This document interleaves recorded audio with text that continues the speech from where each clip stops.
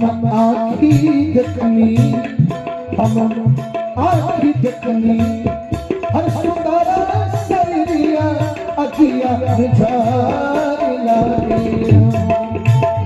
हम आखी देखनी, सुंदर शरीरिया अखिया झार लागे।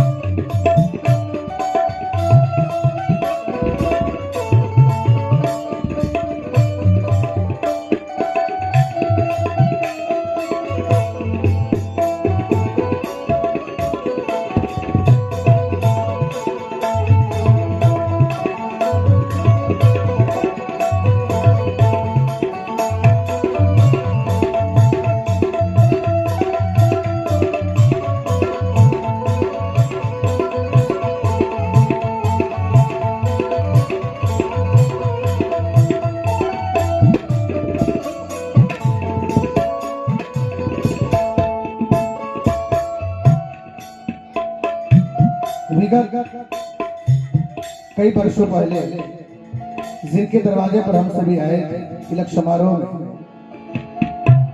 ऐसे हमारे बड़े भाई नीरज बाबू की तरफ से बहुत बहुत पुरस्कार आपके तरफ से आया है।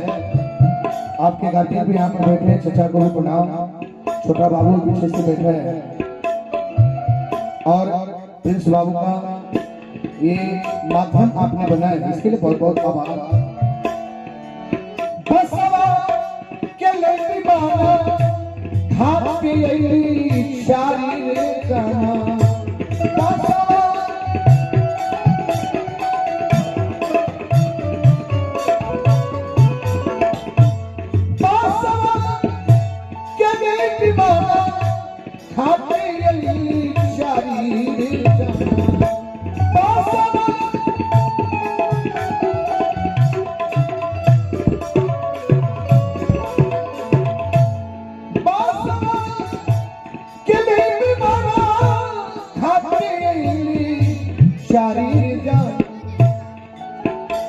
मुहवा पे अकिया,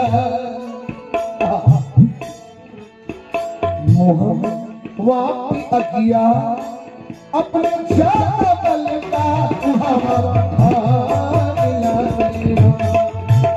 मुहवा पे अकिया अपने चावल का हम आखी देखनी, सुंदर शरीरिया अखिया झार लागिया।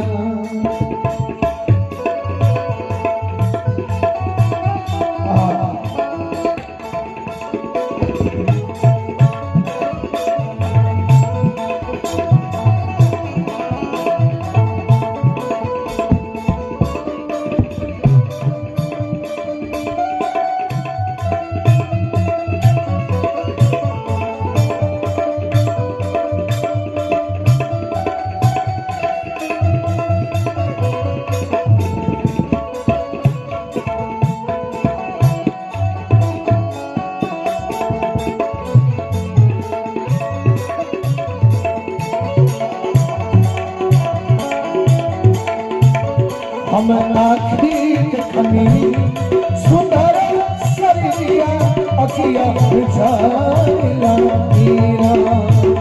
हम आखी देखनी, सुंदर शरीरिया अखिया झार लागिया। ये आशीर्वाद इस घर के सबसे बड़े दामाद प्रमादनीय श्री मनमोहन सिंह गार्जियन की तरफ से आया है, इसके लिए बहुत बहुत आभार।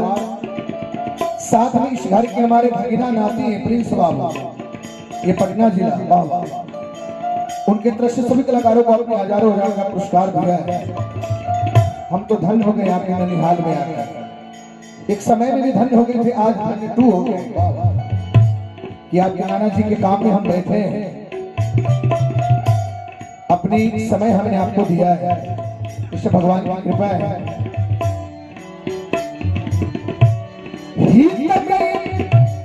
जे जरा एक मुहा सभे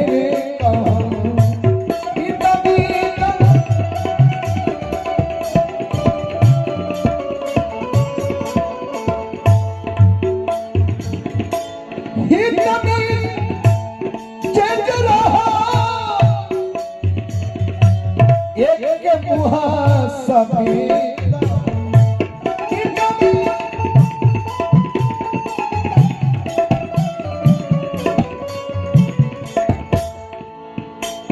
अरे बेटा के छरले बेटा के छरले बाबू जी के सवाल तनवा